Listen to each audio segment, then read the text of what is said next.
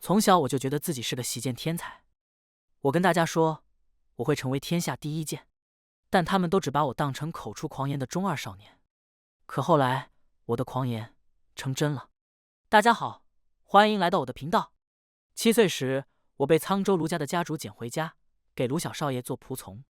我看着街上来往背剑的人，第800次对着空气说：“我不是当仆从的命，我是当剑客的命。”卢少爷拍了我脑袋一巴掌，叫我闭嘴，去给他买糖水。我知道他完全不能理解我，无所谓。一个人的志向只需要被展现，不需要被理解。江湖本就是个很世事无常的地方。我没想到，很快我就有了当剑客的机会。卢少爷也没想到，他今后再也喝不到糖水。那时候，卢少爷正在外面喜滋滋吃着我买的凉粉，就听见卢家被灭了门。灭门的理由很简单，卢家主不小心得罪了江南第一世家长孙世家，于是全家就都到了地下，除了待在外面的卢少爷和我。他完全没有报仇的才能，而我也没这份心思。于是，在花光了身上的银子后，15岁的卢少爷和14岁的我就流落在外，一路当着乞丐。行到草庐剑派的门外，好心的掌门非但没有赶我们走，还要我们进门，请我们吃了顿饱饭。吃了这顿饱饭，是卢少爷这一生做过最错的事。因为吃的实在太饱，所以他很不幸的被撑死了。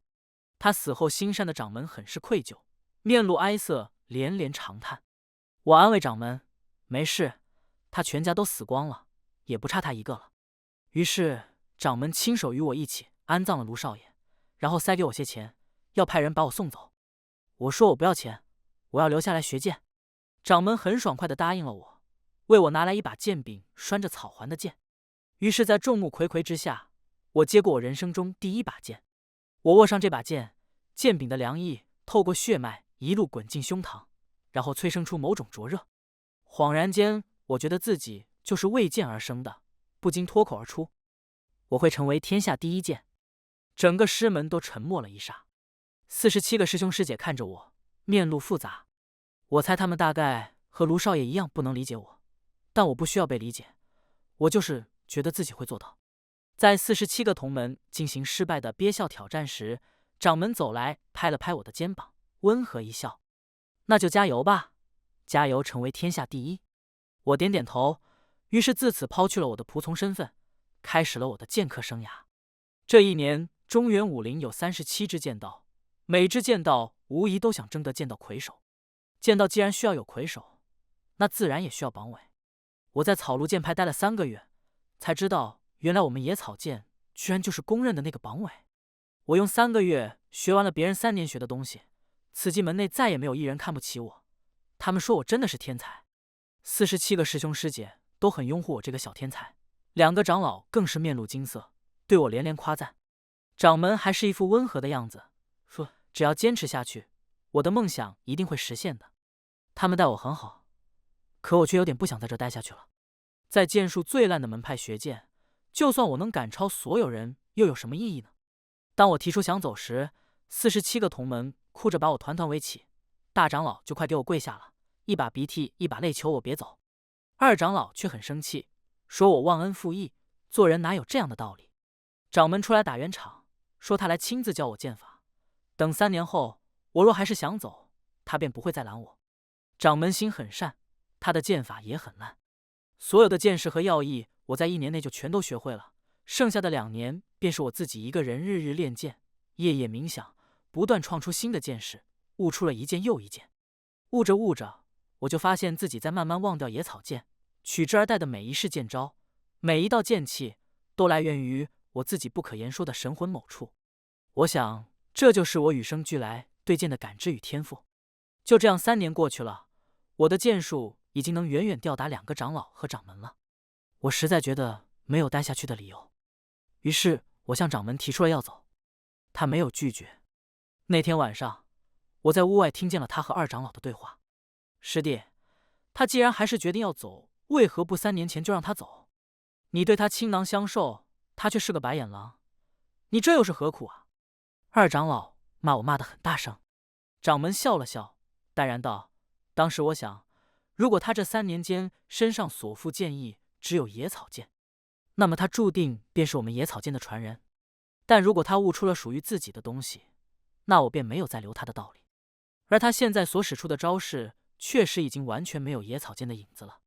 那全然是他自己悟出来的剑势、剑意、剑心，让他待在这里，只会是耽误他。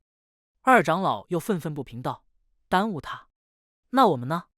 师弟，你可知那小子说要走的意思，是完全不打算认自己是野草剑的传人了。他要自己孑然一身去挑战天下剑道，这把我们野草剑置于何地？野草剑本也没那般实力，就算最后他以野草剑传人的身份，帮野草剑夺得了剑道魁首，这位置我们真的能坐得安稳吗？”掌门轻叹一口气，接着道：“师兄，我不信你不懂。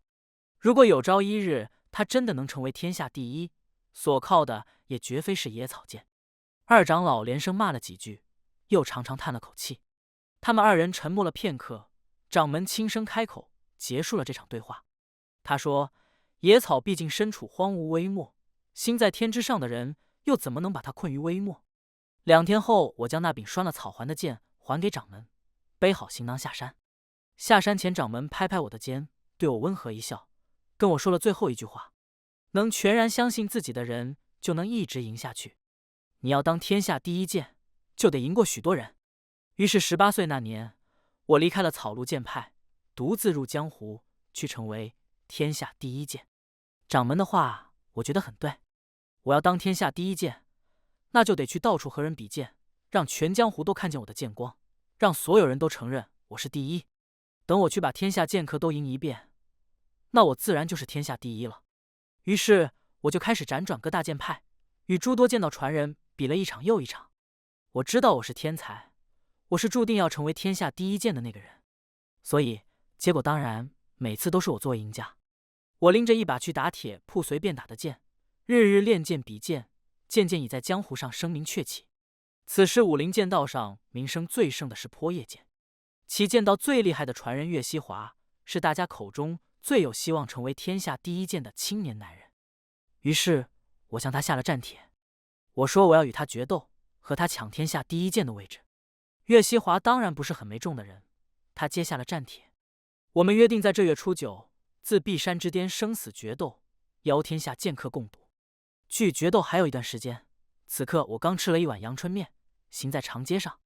东江市，春将至，苍穹之下有枯枝摇曳，枯枝之下又有行人盘膝而坐。那人一身白衣坐在街边，仰头看着枯枝。我看见他身侧放着行囊和剑，他大概也是个剑客。我正思考着要不要去与他切磋一番，却恍然看见他的右手已经齐腕而断。我很想问问他是不是在练左手剑，但还没等我开口，他就自言自语般喃喃道：“春天什么时候会来呢？明天就是立春啊，等太阳升起的时候，春天就来了。”我脱口而出。白衣人没有再说话了。我低头看去，他合上双眼，似乎已睡了。我只好转身离开，却在踏出几步时，听见背后有少女呜咽哭泣的声音。那姑娘年纪很轻，方才跑过来，对着白衣人泣不成声。我回身提醒道：“她睡着了，你再哭就把她吵醒了。”少女摇摇头，哭着道：“她死了，她喝了毒酒。”我一怔，蹲下身去探了探白衣人的鼻息，又摸了摸她的脉门，果然死了。她为什么要喝毒酒？我问。因为她不想活了。少女擦了擦脸上的泪。我没有问为什么她不想活。每个想抛弃生命的人都有独属于自己的理由，而我对别人的事情也没那么感兴趣，所以我只是嗯了一声，就要转身而去。可少女却叫住了我：“你也是剑客吗？”她在问我。她看见了我背上的剑。对。我转头用很平常的语气道：“马上我就是天下第一剑了，到时候满江湖都会是我的名字。”他沉默了一霎，道：“他的行囊里有一本他写的剑谱，你能不能把他带到江湖里，让这支剑道流传下去？”他是哪支剑道的传人？腐朽剑。少女答。我打量着白衣人，30来岁的样子，想了想道：“他莫非是古长青？”少女点头，讶道：“你认识他？”腐朽剑代代只有一个传人，古长青便是最新一代的传人。我说，几年前古长青在江湖里可很有声望，他相交江湖武人，相战天下剑客，差不多便是天下第一剑的存在。拂朽剑也差点就成为剑道魁首了。但后来他却在与长孙世家二小姐长孙离的大婚之日，抛弃新婚妻子而走。最后他给长孙离的交代是他的右手，失去了右手的剑客，失去了才能，失去了声望，也失去了朋友，他失去了一切。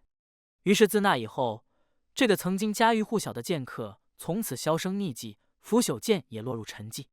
我没想到今天我竟见到了古长青，而他就这么死在了我的面前。江湖果然是个世事无常的地方。少女已将一本剑谱从古长青的行囊中翻出给我，求你帮帮我吧，我不想让这支剑道就此失传。昔日差一点便成为剑道魁首的拂朽剑剑谱，当然有目睹一番的理由，所以我很爽快地从他手中接过剑谱，然后答应他，如果我看了觉得没什么用，就会把剑谱给别人，总之会让他在江湖里流传下去的。少女谢过我，然后缓缓坐在了古长青的尸身旁，无神地看着枯枝。枯枝摇出长风，我在风里边走边翻看剑谱，一路走到一间茶馆里，然后一边喝茶一边继续看。看着看着，我忽然听到草庐剑派4个字从茶客口中蹦出来，我以为他们又在嘲讽野草剑太烂，就算800年过去也只配做剑道榜尾。可这次我却从他们言辞中听见了与以往不一样的内容。他们这次说的是草庐剑派被灭门了，江湖上没有野草剑了。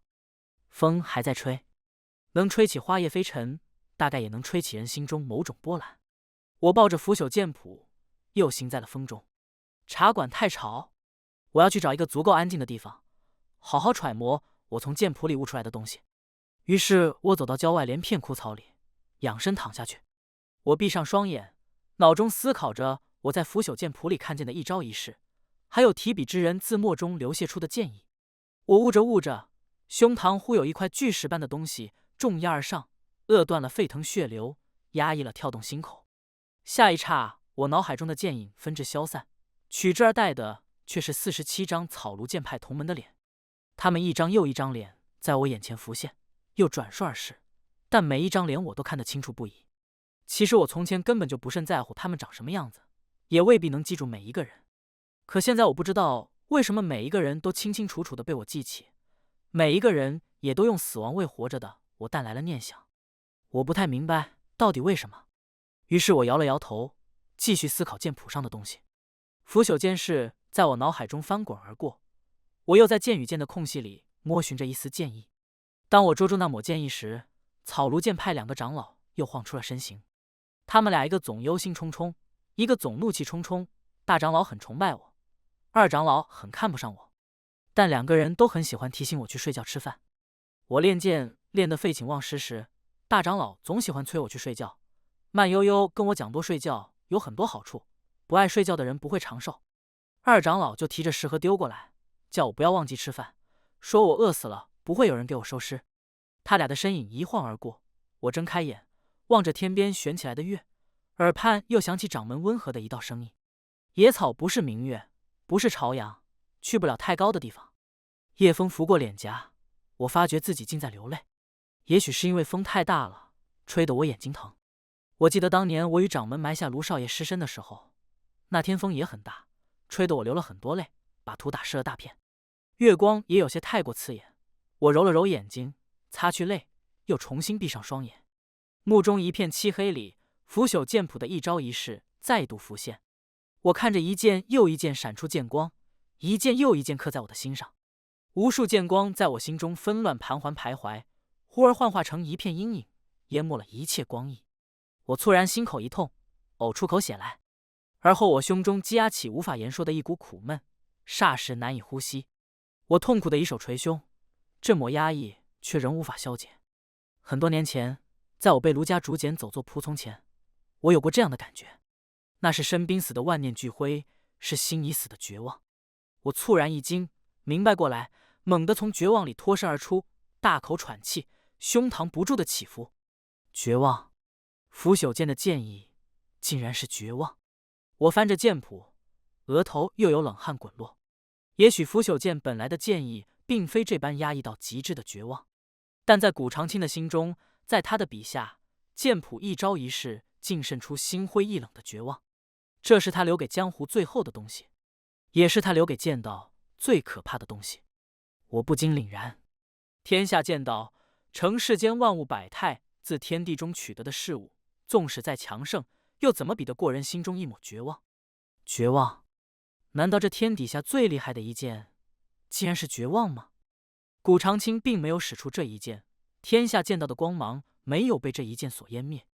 他是没有来得及使出，还是不愿使出？我看着暗下去的悠悠明月，心中忽然纷乱如麻。我不觉得这世间最厉害的一剑，应该是如此痛苦的绝望。那么真正凌驾于天下剑道的那一剑，究竟该是什么样？初九这日，花叶抽枝，春意乍至。我在无数剑客的目光里走上了自闭山。春风卷起岳西华的衣袍，夕阳留在我的剑上。我们二人在山巅对立，持剑行礼。这是在中原剑客里淡出天下第一剑的决斗，也是在天下剑道中提名剑道魁首的一战。霞光漫天，岳西华的脸庞映在光影里，我听见他淡声开口：“此番我与阁下是生死决斗，胜者生，败者死，阁下可有异议？”“没有。”我摇头。我知道我会赢。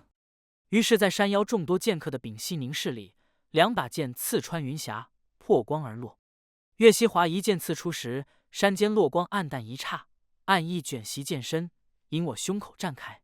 我转手挥出一剑，剑气澎湃而落，震偏了他掌中剑尖几寸。岳西华超剑踏前一步，脚下轻掠，剑光晦暗，荡出月色清淡。我身形不退，迎月色而上，瞬息里，我与他又是10数击交过，掌中剑分至刺灭暗光，霞色在春草上重燃。春草出入山间，在无休止的剑锋里摇曳，剑与剑交织不歇，光与影纠缠难灭。千百招交过，我们二人衣上有碎屑翻飞，身上有细雪飘落。又是数十声剑鸣嗡响，长云蔽日，霞色褪尽，天边忽有明月初涌，翻出星子无数，流点如墨苍穹。浓重夜色里，剑光飞滚，与星芒相接，荡满天上山下。山下有剑客惊叹长呼，此起彼伏。呼声里时间漫过，千千万万朵剑芒悬上长空，割开明月，斩起山间草灰无数。岳西华一剑忽自无穷黑夜里乍刺而出，宛如一道悠悠月光，泄出渗人心肺的清寒，猝然向我心口处聚来。这一剑映衬天边明月，画出盛大剑意。我心神一颤，忽而犹豫了一刹。如若我没有看过腐朽剑谱，那以我自己现有的实力，抵不过这强盛的一剑。但我恰好看过腐朽剑的每一式剑招，那名为绝望的剑意也在我心中刻下烙痕。如若我挥出绝望一剑，定能破开死局，湮灭岳西华掌中的清寒月色。这一剑不仅会破开月色，还会要了他的命。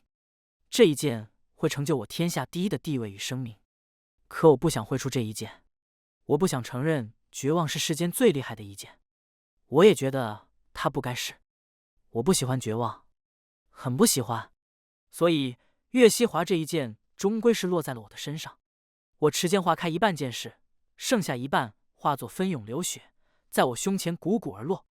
他的剑气刺进我胸膛，我垂头咳出一大口血，脚下踉跄。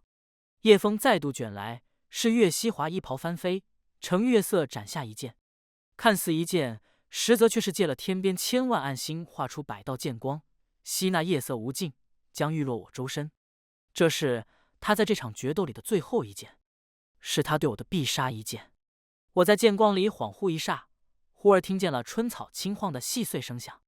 这一刹里，纷乱生长的野草在我眼前浮现，然后我看见了掌门的脸。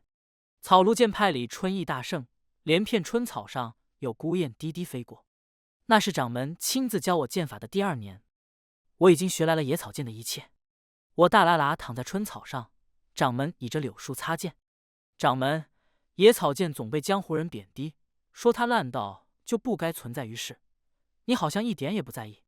我盯着飘云，随口道：“是啊，野草剑已经被默认了很多年的剑道榜尾，但我一点都不在意。”他说：“为什么？”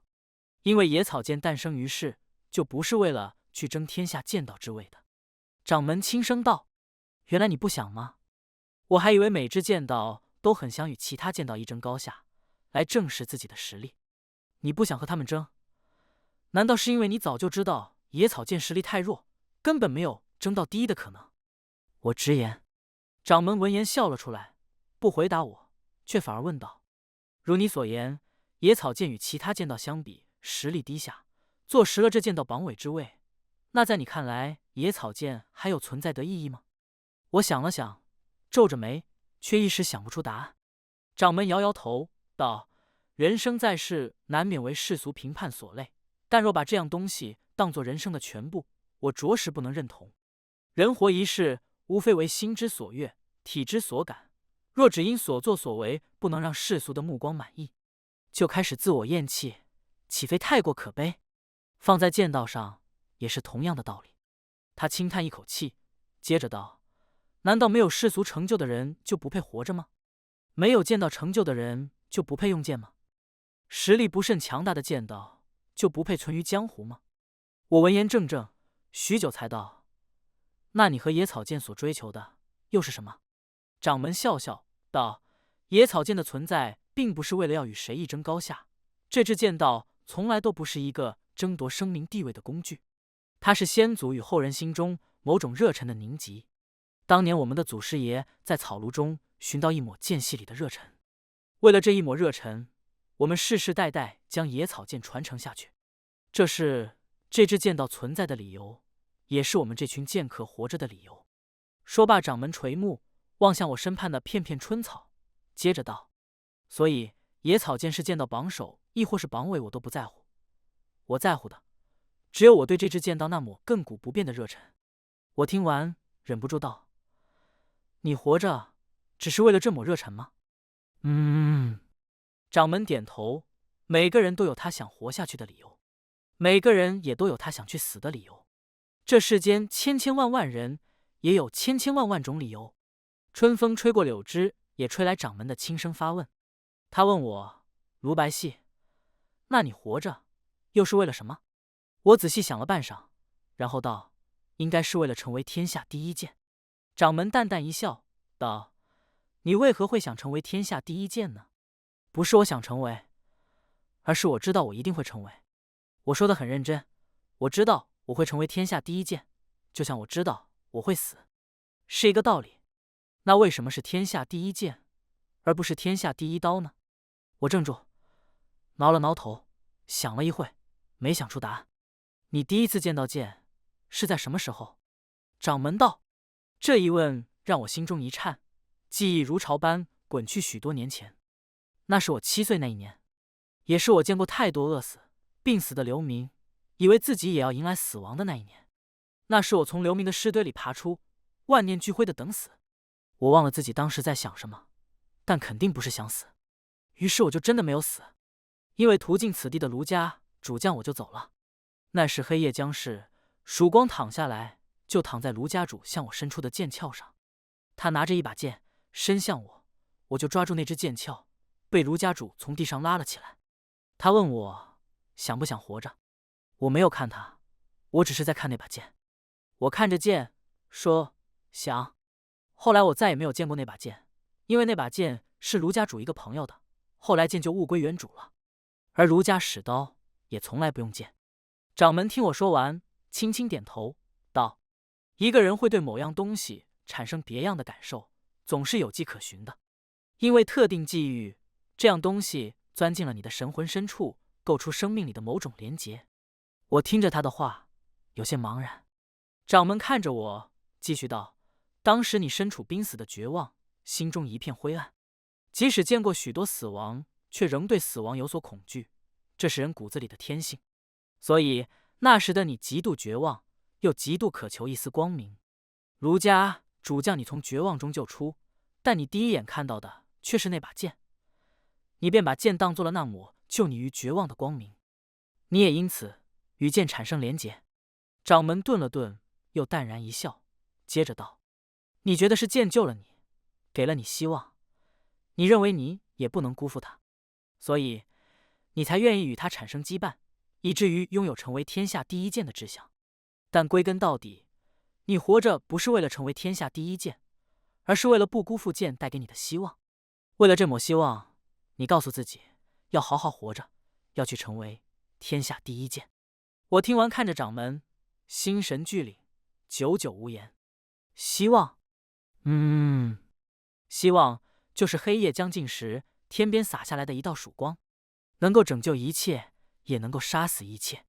掌门站在春光里，嘴角还是那一抹温和的笑意。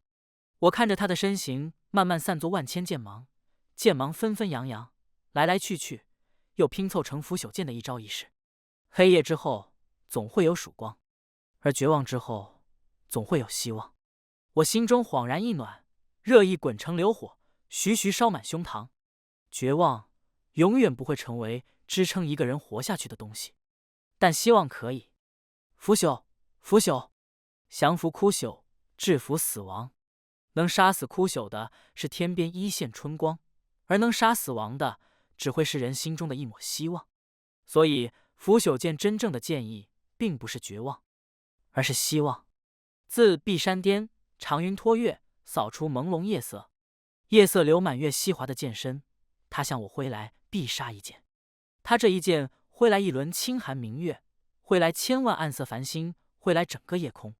而我在一霎里回过神来，胸膛里蓦然有光意照耀，抬手决绝斩出一剑。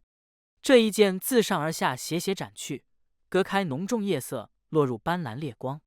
烈光分溅，又聚成一团血色，摇摇而坠，在岳西华心口处倏然绽开。血色滴落成河，蜿蜒在地，又被染上光意。是天边朝阳骤生，杀死一轮明月，抖落千万曙光。曙光烧破夜色，游满天地人间。岳西华摔跌在地，嘴角淌血。他眸中暗色如夜，却又有一点舒心闪落其中。我听见他颤声开口：“你这一剑叫什么？”我看着他，缓缓道：“这一剑叫希望。”他合上双眼，慢慢点头，而后气息渐绝。我站在岳西华的尸身前，望着天边洒落的道道曙光，又看着手中长剑，不禁想：是曙光流淌在了我的剑上，还是我的剑挥出了曙光？我杀死了岳西华，所以这场决斗的赢家是我，天下第一剑的名号也归我了。而腐朽剑重新映入武林剑道之眼，也就此成为剑道魁首。我花了几天的时间，在江湖中各个酒肆茶馆打听清楚了草庐剑派被灭门的真相。原来是好心的掌门救下了一个重伤的男人，可他不曾想那男人是青兽盟的仇敌，于是便给草庐剑派惹来了杀身之祸。青兽盟是中原武林37支剑道中兽形剑传人所创，盟主厉天明性情暴烈，这支剑道的实力也远在野草剑之上，于是草庐剑派就有了一夜间被灭门的理由。掌门好像总是好心办坏事，几年前他好心给卢少爷吃饭，却让卢少爷变成了尸体；现今他好心把重伤男人救下，却让自己变成了尸体。野草剑终究没能传承下去，掌门心中的那抹热忱也要随身死而落成灰烬。春意渐盛，郊外野草也连片而生。我背好长剑，踏着春草，一人一剑向青兽盟行去。2日后，青兽门外春光灿烂，我拔剑随手一斩，守门弟子喉间血色纷战，一群弟子自门内涌出，将我团团围起。盟主厉天明大步踏来，怒目而视。我迎着他的目光说：“前些日子武林剑道中少了一支剑道，今天还会再少一支。”厉天明闻言愤极大笑：“你算什么东西，也敢来公然挑衅老子？”我抬臂剑指他面门：“我是天下第一剑，我要杀你，你就得死！”厉天明脸上怒意骤涌，大吼一声，宽剑出鞘，直直斩我胸口。我脚下一偏躲开一击，身侧又有无数弟子持剑攻来，剑招绵密张狂，刺我周身。我身形急晃，掌中剑流出道道剑光，光影与天边旭日相接，荡出盛大剑意。这名为希望的一剑在杀气之上流泻而出，霎时割开数十人咽喉。血色沉落光中，厉天明踏血而上，宽剑来势凶猛如兽，一刹里10数剑砍来，被我躲去一半，划去一半。又是几名弟子趁机扬剑斩我周身，我转手几剑急挥，刺穿来者心口。春色里血光纷涌，剑光里血色漫流。片刻后，青兽盟弟子已尽数死于我剑下，厉天明身上也已绽开数道伤口，面色暴怒至极。他怒吼一声，扬臂而来，长剑撕出一道兽鸣，剑势磅礴，烈如野兽狂歌。我踏下一步，长剑轻舞，光影自心中某处奔泻而出，斩落厉天明胸口。野兽狂歌殆尽，只留徘徊哀鸣。厉天明重重倒地时，我垂剑于侧，道：“你绝野草生，那我便断兽行路。”青兽盟整个被我灭了满门，兽形剑也从此湮灭于武林剑道。我本来想要不要给草庐剑派的大家立个墓，后来想了想，到底还是没有立。野草本该生长于天下人间，又怎能被一块墓碑困住？此后，我便一人一剑，居无定所，在江湖四处游行，每日练剑悟剑，时不时和找上来的人比斗，活成一个武林人口中不败的传奇。朝夕翻过，这天我躺在树上睡觉，忽然被一阵吵嚷和冰铁相击声吵醒。我睁眼一看，是两伙人在林中乱斗。一伙人身穿黑布袄，手持斧头；另一伙人身着劲装，手握长剑。两伙人打着打着，用剑的那伙人就渐渐跑没了影，最后只剩一个姑娘拿把剑和一堆斧头对打。那姑娘打得呼哧带喘，一看就完全打不过对方，却还是不懈躲闪挥剑，一副要坚持到死的样子。我在树上换了个坐姿，随手拔剑，朝那伙拿斧头的人斩去一道剑气。剑气分落几人周身，血色炸流，他们霎时踉跄栽地，气息骤绝。拿剑的那姑娘平复了呼吸，回过身冲我抱拳：“多谢大侠相助。”“我不是大侠，我只是个剑客。你们吵到我睡觉了。”我直言：“那也谢过阁下，阁下真是帮了我大忙。”姑娘很高兴，指着地上的尸体，兴冲冲对我说话：“你知道吗？城南连崖山上有一窝土匪，经常抢掠过路百姓的钱财，还闹出了人命。我与朋友费尽九牛二虎之力，才铲除了山上土匪。而这几人是最后的余孽，也恰好是那帮土匪里最厉害的。方才那几个丢下你自己跑的，就是你说的朋友。”我打了个哈欠，随口一说。姑娘沉默了一下，点点头，而后面色染怒，贪生怕死之辈，今后不会再是我于瑞的朋友了。看样子，这姑娘应该是个侠客之类的，很有正义感，喜欢到处为民除害那种。她骂完那几个逃跑的朋友，又转向我，正经八百抱拳道：“阁下方才出手那一剑好厉害，就那么要了他们的命，可否指教阁下尊姓大名？”“我叫卢白细。”我收剑入鞘，随手放在身侧。“卢白细！”他大呼一声：“莫非你就是那个天下第一剑，从未败过的剑道天才？”“对啊，就是我。”我坦然承认。他眸中一亮，很是激动：“真的是你啊！在下于瑞，没想到今日竟能见到天下第一剑卢先生。”“卢先生？这什么叫法？好怪！你直接叫我名字就好。”我皱眉道：“于瑞年纪与我相仿，性子很是欢脱，大概他也用剑吧，所以对我很崇拜。我觉得全江湖的人都应该很崇拜我吧。毕竟当初我在自闭山巅挥出的希望一剑，在剑道中可是前所未现的存在。于瑞是个侠客，他要扬善除恶，那就得需要很高的武功，才能让恶人臣服。但他现在的武功实在不堪入目，所以他做了一个打算，拜我为师，跟我学剑。我当然不怎么想答应他，毕竟在我看来，教剑比学剑要麻烦多了。但于瑞的恳求里塞满了想要学好武功，去行侠仗义的热忱。那种莫名其妙的热忱让我想起了掌门，所以最后也就莫名其妙的答应了教他2下。说好了，我不会教你太多，因为很麻烦，而且我教是一回事，你学不学的会又是另一回事。我只教你几招，所以你不用我拜我为师，也不要叫我师傅，毕竟师傅什么的听上去太显老。我补充道。于瑞很高兴，连连点头。于是接下来的几天，我就花一点时间去教他剑法，然后看他练剑。他自己把剑练得很努力，但也真的很烂。我敢说，草庐剑派里剑使的最烂的26师兄也比他要强。我没什么办法了，毕竟我早就知道人与人的天赋总是不同，他的天赋不在剑上，自然没办法把剑使得很好。晚霞从天边烧过来，滚落山间野花杂草，也滚进溪水潺潺。我撸起袖子，在水里抓了几条鱼上来，然后生火川鱼，架在火上烘烤。于是鱼卫在一旁认真练剑，我拄着下巴悠哉烤鱼。烤好一条鱼，我喊他过来吃。鱼卫收了剑坐下来，接过烤鱼咬了一口，双眼放光，好吃。没想到天下第一剑还会烤鱼，这是我以前当乞丐的时候练就的技能。有的时候走到荒野没处要饭，就只好自己抓鱼烤鱼。我说：“你还当过乞丐？”于瑞讶道：“当乞丐之前，我给人家做仆从来着。”我继续烤着鱼。仆从和乞丐也没什么不好，只是终归比不上剑客。当剑客才是我真正的宿命。我说的很认真，于瑞听得也很认真。然后他很认真地问我：“卢白皙，为什么你能成为天下第一剑呢？”“因为我是天才啊！”我很认真地回答。“你怎么一点也不谦虚？”于瑞沉默了一下，神色复杂。从前我遇见的很厉害的江湖侠士高手，他们都很自谦。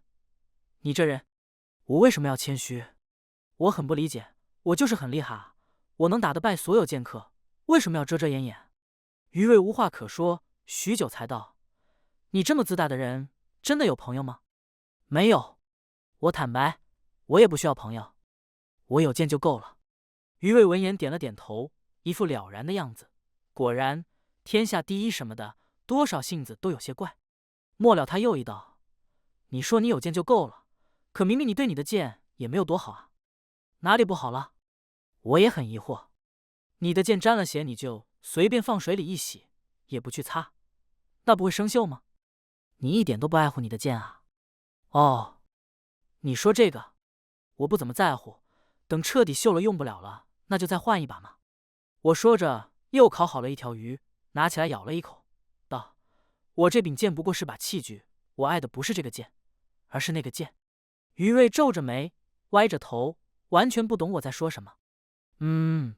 我也说不太清楚，总之就是这样。我摊手，我读的书不是很多，所以一时不知道该怎么描述。好在他也没太纠结这句话的真谛，而是转而一脸苦闷道：“你说我到底为什么学不好剑呢？难道我的天赋就差到这般地步吗？”我想了想，除此之外，大概还有个原因，就是你心不够诚。啊？于瑞怔住，学剑又不是拜佛，为什么要心诚？再者，我也没觉得自己有多不成啊。我摇摇头，撕了片鱼肉入口。我之所以能在剑道上大成，一个很重要的原因就是我喜欢剑，我学剑就是因为我喜欢，而不是为了拿它去做什么。所谓的要成为天下第一剑，也只是我给剑的一个交代，而不是单纯只为了争名夺位。于瑞又怔了怔，未及开口，我就继续道：“你要学剑，不是因为你喜欢，而是因为你要用剑法去惩恶扬善，去实现你的侠客梦。这样的理由对剑来说不够纯粹，不够诚恳，所以你学不好。”我说完继续吃鱼，于瑞欲言又止，许久才道：“那也没办法啦，我要做的是侠客而不是剑客，没办法对剑一心一意。”我点点头。之前有人跟我说，每个人都有他活下去的理由，不同人去做同样的事也有不同的理由，世间千万人便有千万种理由，本来就没办法强求。于瑞明白自己没办法把剑练好，却还是没有放弃向我讨教剑法。最近没什么人向我挑战，我就暂时待在树林里自己练剑悟剑。他时而去剿匪缉盗，回来以后就向我学剑，晚上我们会在一块吃烤鱼，或是他从镇上买来的烧鸡。这天我教了他一式剑法，这一式他出乎意料的学得很快，他很高兴，捧出荷叶鸡给我吃，而后又去一棵树下挖啊挖，挖出了2坛子酒。我不喝酒，我说。于瑞一怔，很不相信，你身为江湖中人，居然不喝酒？因为我一杯倒。说实话，我不是很想承认。哈哈，天下第一剑居然一杯倒吗？他果然嘲笑我。于是我吃荷叶鸡，他喝酒，2个人坐在树下，和往常一样聊起天来。于瑞说，他发现长孙世家大公子竟在靠采生折割来敛财，他搞出一个组织，到处去抓幼童致残，靠此捞钱，实是罪大恶极。我和我的朋友们费了9牛2虎之力，终于打探到了那个贼窝。他喝着酒，愤愤不平：“你们是要去捣毁那个组织？”“等我们想好计策，就把他们一网打尽。”我吃着鸡肉，祝他成功。于瑞喝掉半壶酒时，我吃了满手油，拔了一把草来擦手。卢白皙，他叫我，我应了声。你觉得怎样的人生才算圆满呢？他问。我想也不想，脱口而出，找到自己该做的事，然后一直做下去。对我来说，就是一直做剑客，对江湖放出我的剑光，施出我的剑意，做自己该做的事。这话说得很对。他点点头，末了他又叹了口气，有些愁眉苦脸道：“可江湖风波，世事难料。若有一天有件事明知不该做，却还是做了，又如何是好？”我嚼着一节草，只要是自己想做的事情，就算明知不该做，但若心中有一丝想做的欲望，那即便做了不该做的事也没什么。于瑞缓缓点头，忽而一笑：“这样吗？那我懂了。那是我们俩最后一次在一块吃东西聊天。那天以后，我去赴了几场比斗，于瑞大概也在行他的匣，我们许久没有再见一面。秋风飒沓，这日我在城中包子铺买了包子，边吃边走，拐进一间巷子时，却蓦然怔住。我没想到再见到于瑞竟是这样的场面，他浑身是血，摔伏在地，怀中护着一个孩子。巷子里昏暗无光，只有我踏进来时，背上的剑映出斑驳日光。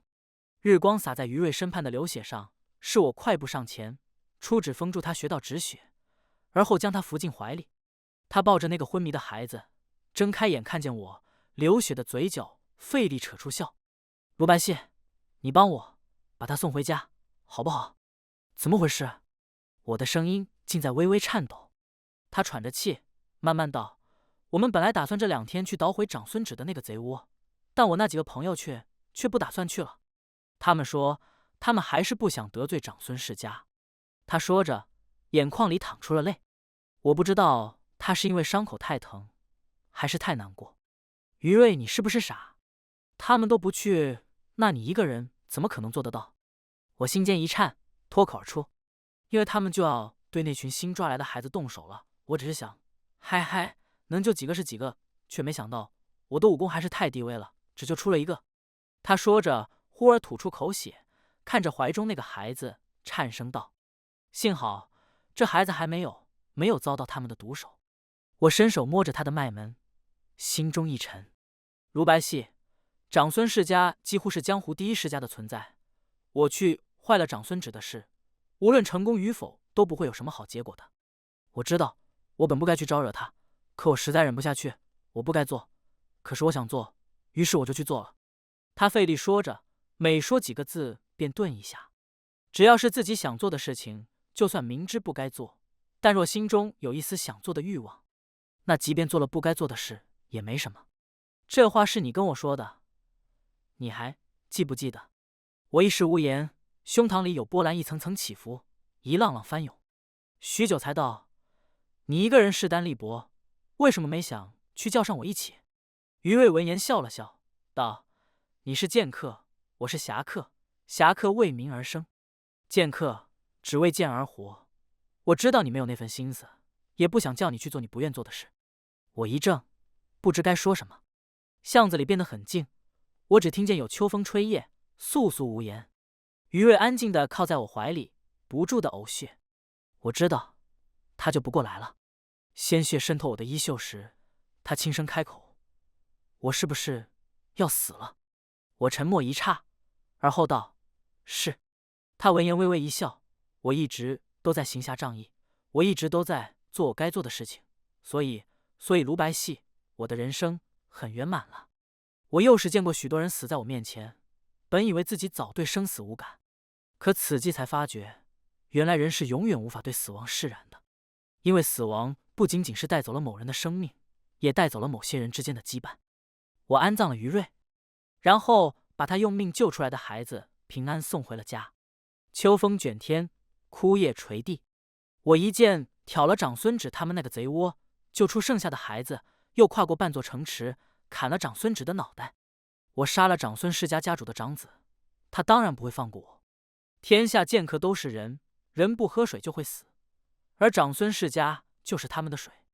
所以当我杀死长孙芷的罪行传到江湖里后，就有无数剑客对我拔出了名为剑的杀气。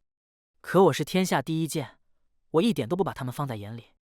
来一人我就杀一人，来一剑我就断一剑。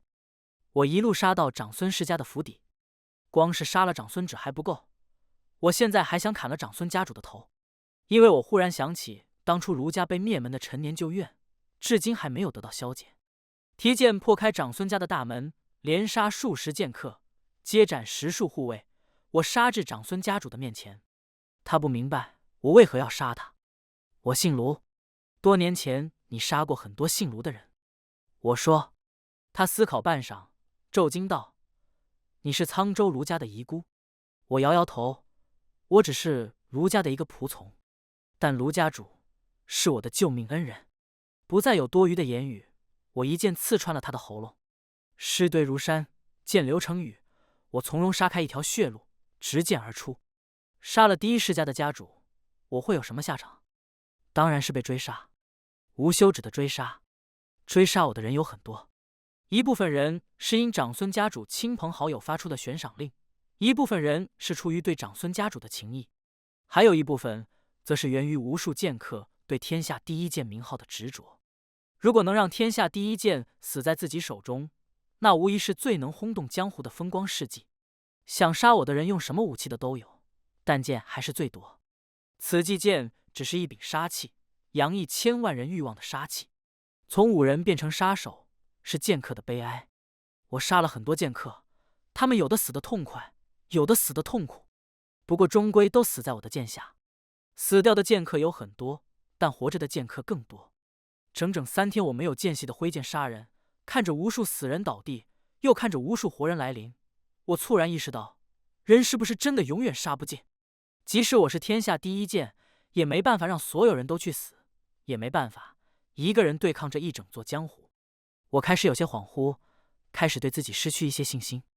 于是我开始受伤，受很重的伤，无数剑光在我身上落下深邃伤痕，每一痕都在消斩着我的生机。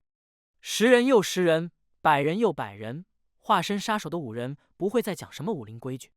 数不清的江湖人轮番而至，我在北方临海的咸州斩杀岸边最后一名剑客，终于口吐鲜血，踉跄沉落北海。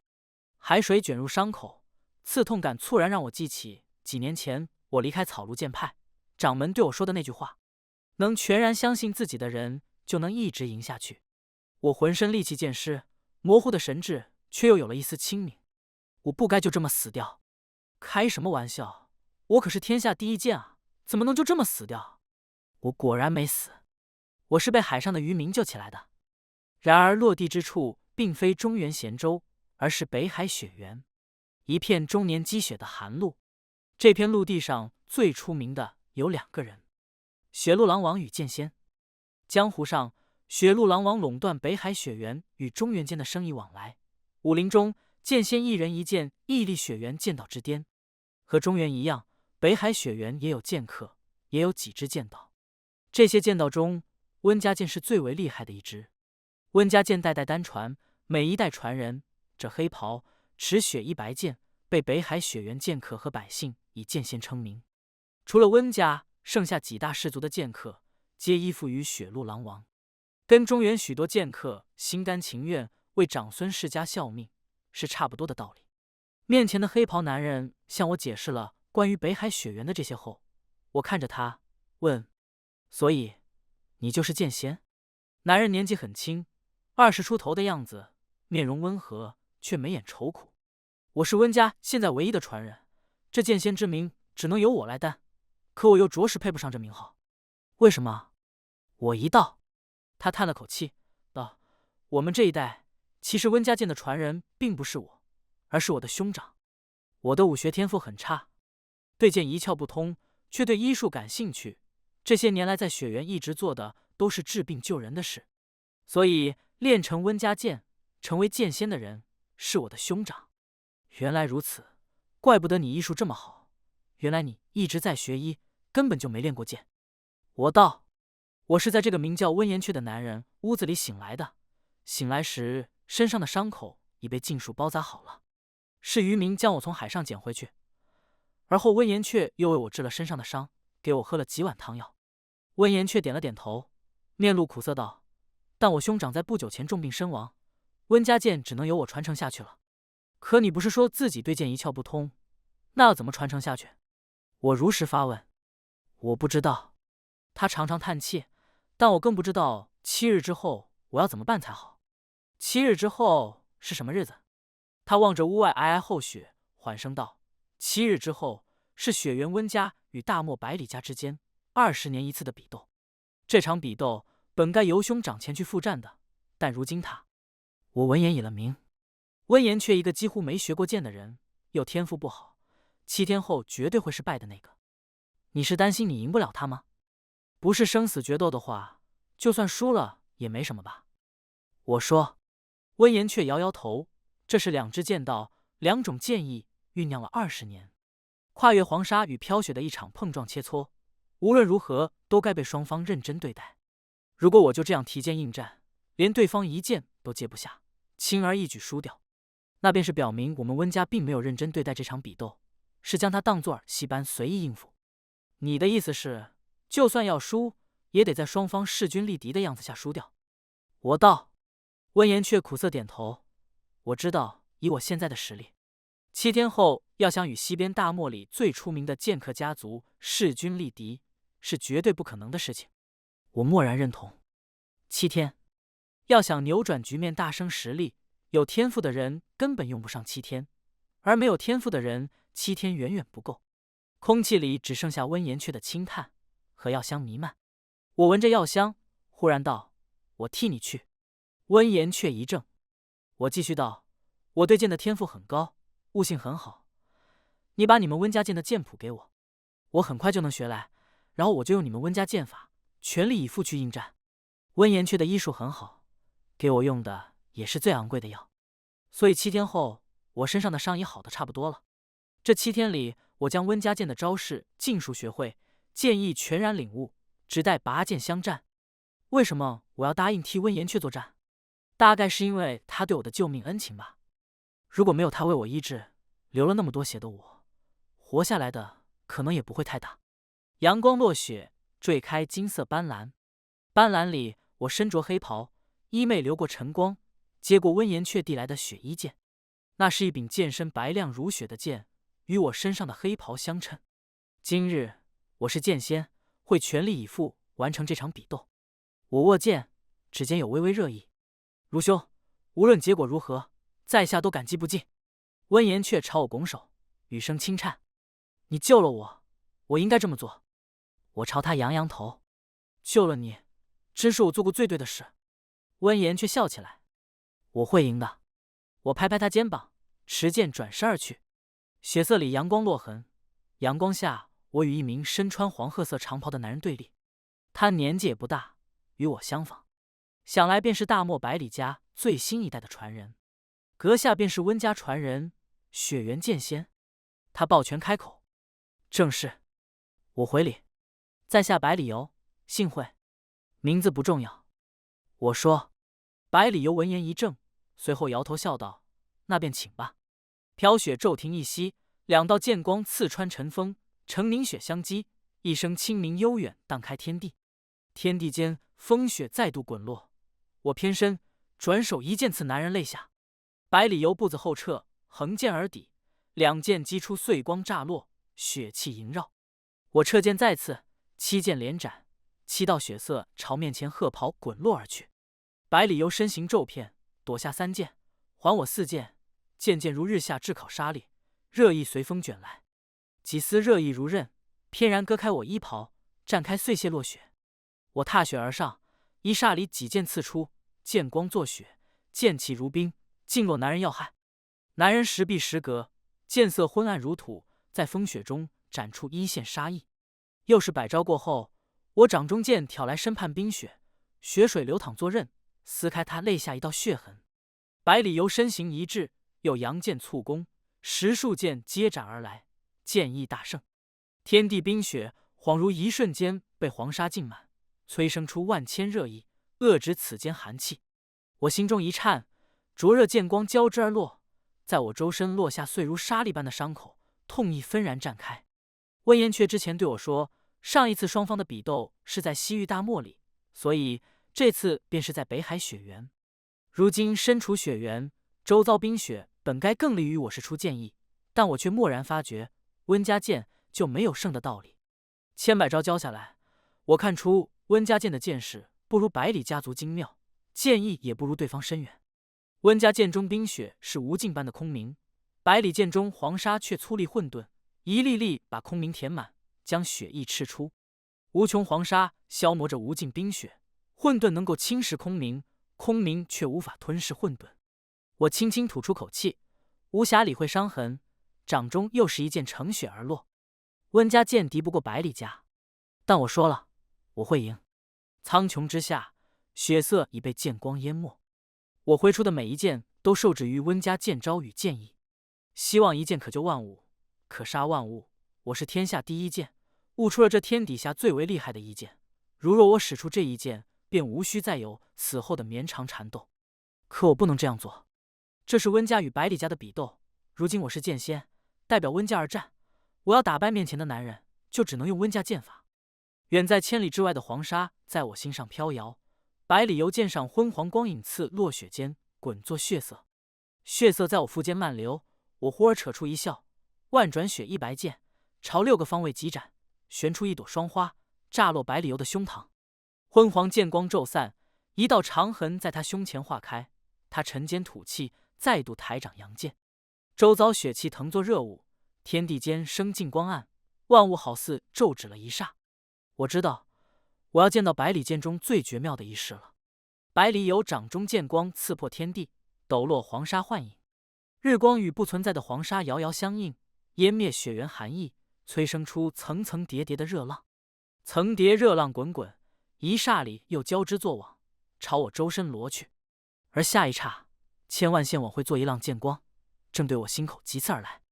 我偏身一步踏出，雪衣剑轻声低鸣，笼尽此间雪意，乘风摧寒，自我掌中旋出。风止，雪一般银亮的剑尖停在百里游的咽喉上。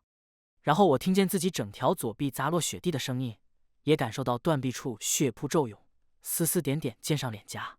百里游怔了片刻，惊道：“你何必如此？我方才那一剑是未定胜负，并无杀意，本会在你心口前作停。不过是一败，你如此年轻，又何必为了胜负丢掉一条胳膊？因为我要赢，我答应了别人，答应了自己，也答应了剑。”我说。百里游看着我，久久才点头道：“你赢了。”雪一剑垂落我衣袍，我望着男人与我拜别，收剑而去。风雪再度卷袭，冰冻我身上，血痕无数。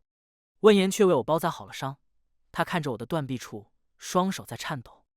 我赢了，温家剑赢了。我笑了出来，他却几欲哭了出来。如兄，你真的本不必如此的，不过是一场比斗，输赢没那么重要，你却为此牺牲掉一条胳膊。我摇摇头，我说了，我会赢的。望着眼眶含泪的温言却，我吐出口气，缓缓道：“我爱剑，剑在我心中是至高无上的地位，他自我掌中挥出，就该得到配得上他的结果。你可能不是太明白，我要让自己永远赢下去，我要成为天下最厉害的剑客，是因为剑给了我最好的东西，所以我也要这样报答他。”温言却并不知道我昔日的经历，我也不打算再多说。他知道我赢了，其实就够了。血色仍在北海雪原里绵延无绝。3日后，我踩着雪，与温言却并肩站在屋外。那你接下来要怎么办？我指的是传承温家剑的事。温言却叹了口气，道：“就算我天赋奇差，也要努力传承下去了。北海雪原不能没有温家剑，其实更重要的是不能没有剑仙。这话是何意？”我道：“雪鹿狼王一手操控雪原，定日向这里的猎户药农收取雪鹿银，也时常欺压百姓。温家剑仙的存在，就是为让雪鹿狼王有所收敛与忌惮，说是为护百姓而存，也不为过。原来如此，我点头。温言却接下来要怎么办我不清楚，我自己接下来又要怎么办才好？我还要回到中原去吗？那群追杀我的江湖人，大抵都以为我落海身亡了吧？雪花落在我耳畔时，我忽然开口：“温兄，你想去中原吗？”自然想。